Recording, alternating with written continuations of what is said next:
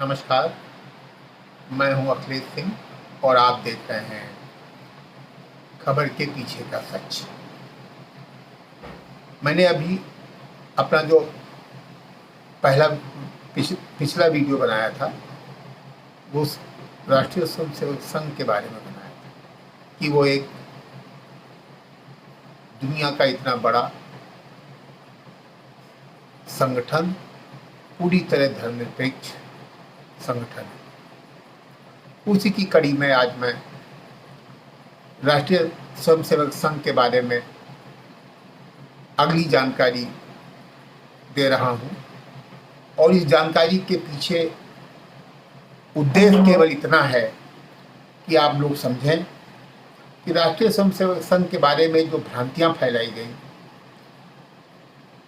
राष्ट्रीय स्वयंसेवक संघ का डर देकर इस देश के कतिपय राजनेताओं और कुछ पार्टियों द्वारा जो आम लोगों के बीच एक भय पैदा किया गया कि आरएसएस एक सांप्रदायिक संगठन है और आरएसएस यदि मजबूत हुआ तो इस देश के बहुत से अल्पसंख्यक लोगों के लिए संकट पैदा होगा।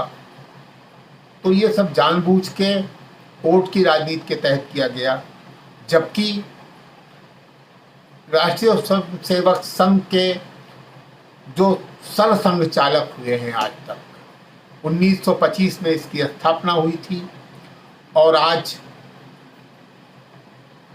2023 तक इस संगठन के जितने भी संघ चालक हुए हैं वो अद्भुत और अद्वितीय हुए। उनकी जितनी भी प्रशंसा की जाए, जितना भी सम्मान दिया जाए, वो इसलिए कम है कि उन्होंने अपना पूरा जीवन इस समाज को और हिंदुस्तान की मजबूती के लिए समर्पित किया। वो सब एक योग्य, पढ़े लिखे और अच्छे नौजवान थे।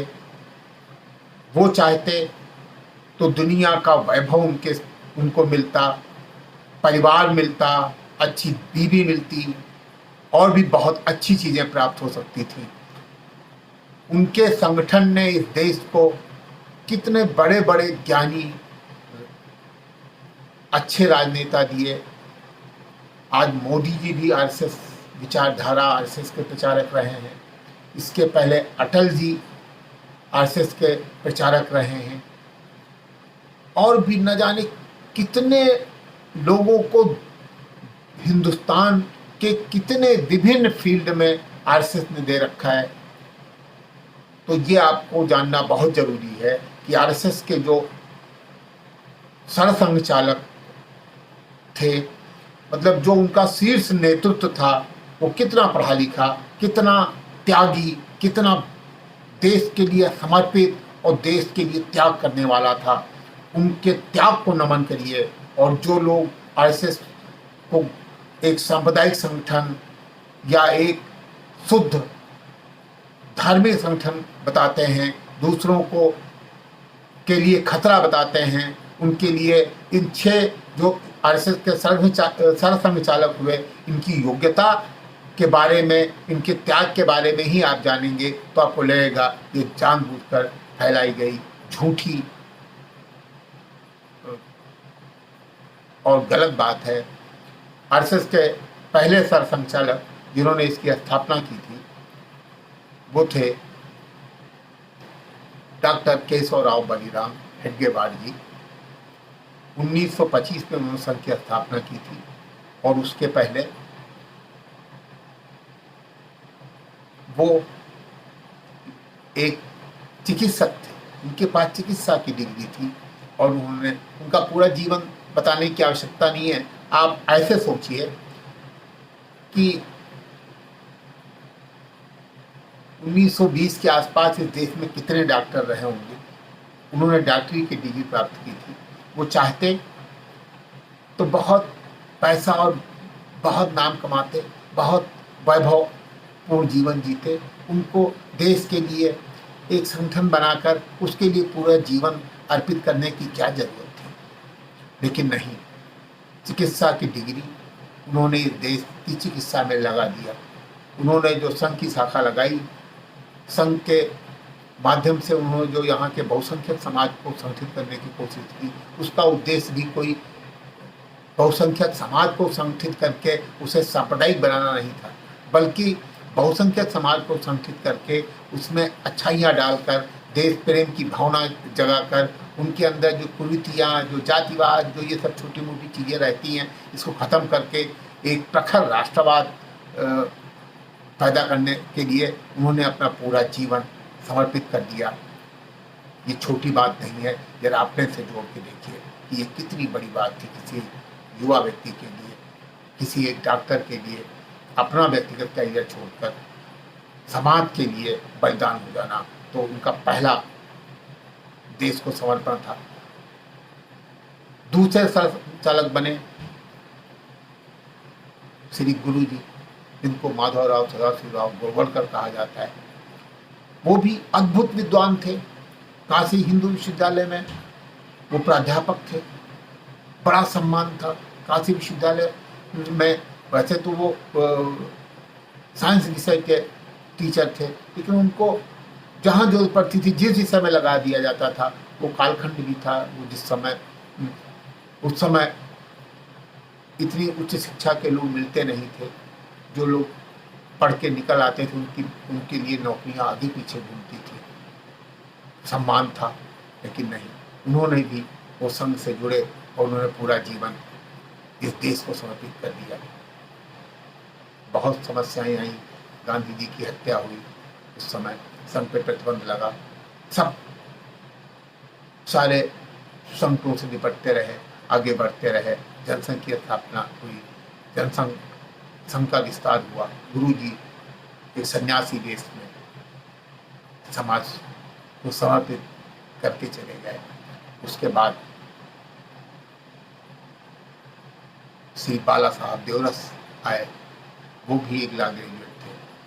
वो चाहते तो अपना जीवन परिवार बसा करके सुखपूर्वक बिता सकते थे, लेकिन उन्होंने भी अपना पूरा जीवन अपने शरीर का एक एक जर्रा जर्रा, एक बूंद खून, एक बूंद खून, खून खून हड्डी सब इस देश के लिए गला दिया। उनके जीवन पे भी इन तीनों पूर्व संचालकों के ऊपर, उनके जीवन के ऊपर एक आप उंगली नहीं उठा सकते। उसके बाद बाला साहब के बाद प्रोफेसर राजेंद्र सिंह जी आए। राजेंद्र सिंह जी भी अद्भुत विद्वान थे, इलाहाबाद यूनिवर्सिटी में टीचर थे। उन्होंने भी संघ के संपर्क में आने के बाद पूरा जीवन अपने को संघ को दे दिया, संघ के माध्यम से इस देश को दे दिया। वो चाहते, वो बहुत स्मार्ट थे। उनके पिताजी अविभाजित सिंचाई विभाग के मुख्य अभियंता से रिटायर हुए। उनका परिवार बहुत ही सम्मानित परिवार था। वो पहले गुलाम भारत में पहले वो इंजीनियर थे जो सिलेक्ट हुए थे, लेकिन उनके एक विद्वान पुत्र ने अपना पूरा जीवन इस देश को समर्पित कर दिया। उनके जीवन पे भी एक उंगली नहीं खा सकते। जो कि तो धर दिन चले दिया, जितने दिन रहे भारत माता को समर्पित रहे। इसी तरह गज्जू भैया के बाद उसी सुदर्शन जी हुए, वो भी एक इंजीनियर थे। वो चाहते तो अपना जीवन बनाते। सब उन्होंने भी अपना पूरा जीवन 81 साल तक इस देश के संघ काम में लगा दिया। बहुत विद्वान थे। उन्होंने अपने जीवन में कभी गलत बात से समझौता नहीं किया। तारीफ करनी होती थी तो तारीफ करते थे, इसका किसी को अच्छा लगे या बुरा। उन्होंने इंदिरा गांधी जी की तारीफ की थी। लखनऊ के लक्ष्मण गोमती के किनारे प्रियदर्शनी के कार्यक्रम में उन्होंने कहा था कि इंदिरा गांधी जी ने इस देश के लिए बड़ी हिम्मत की बात की थी। वो बहुत राष्ट्रवादी काम किए थे। उन्होंने इंदिरा गांधी की सरकार की तारीफ की थी, इंदिरा जी के नेतृत्व की तारीफ की थी। बांग्लादेश के मुद्दे पे जो उनके संगठन के लोगों को राजनीतिक क्षेत्र में जो काम करके अच्छा नहीं लगा, लेकिन सुदर्शन जी को जो अच्छा लगता था वो और उन्होंने अपना पूरा जीवन, वो युद्ध शास्त्र के बहुत अच्छे ज्ञाता थे, उनका शरीर और योग बहुत अच्छा था, बहुत अनुशासित जीवन जिया उन्होंने। उन्होंने भी अपना जीवन एक व्यक्तिगत महत्वाकांक्षा छोड़ के सामान्य जीवन जी के संघ का नेतृत्व करके इस माँ की वंदना में अपना पूरा, भारत माता की वंदना में अपना पूरा जीवन गुजार दिया। उसके बाद श्रीमान मोहन भागवत जी ये भी चाहते तो अपना जीवन घर गृहस्थी में लग के पैसा कमा के कुछ जैसा भौतिकवादी जीवन होता है उसके साथ गुजार सकते थे, लेकिन नहीं, पूरा जीवन संघ को समर्पित है। संघ के माध्यम से समाज को एक संगठित करने का, मैंने अपने पुराने वीडियो में कहा है कि संघ की विचारधारा कोई हिंदुत्व या किसी संप्रदाय या पंथ की पूजा पद्धति पर निर्भर नहीं है। वो एक हिंदू समाज की जो एक व्यापक विचारधारा है कि जो इस देश को मातृभूमि माने, उसको समर्पित किया है। मित्रों, ये जितने सारे संचालकों का मैंने नाम लिया, इनके जीवन के बारे में बताने की जरूरत नहीं है, बहुत ज़्यादा विस्तृत बताने की जरूरत नहीं है।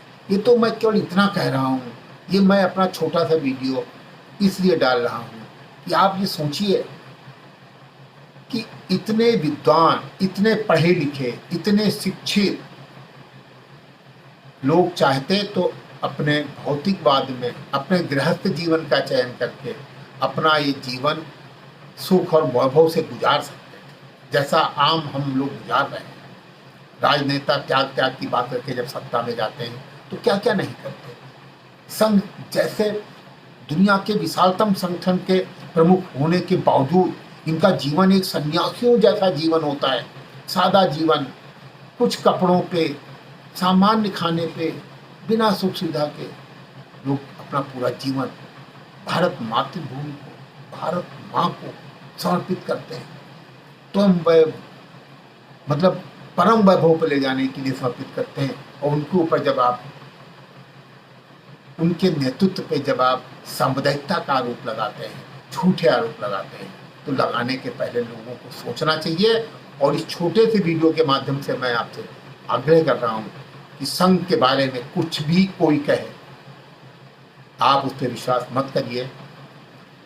इनके लीडरशिप की योग्यता, महानता, उनके कृतित्व को पढ़िए, देखिए, समझिए, तो आपको ये विश्वास पैदा होगा कि दुनिया का ये एकमात्र ऐसा संगठन है जो सबसे ज़्यादा धर्मनिरपेक्ष और मानवतावादी संगठन है। आज के लिए इतना ही। जय भारत।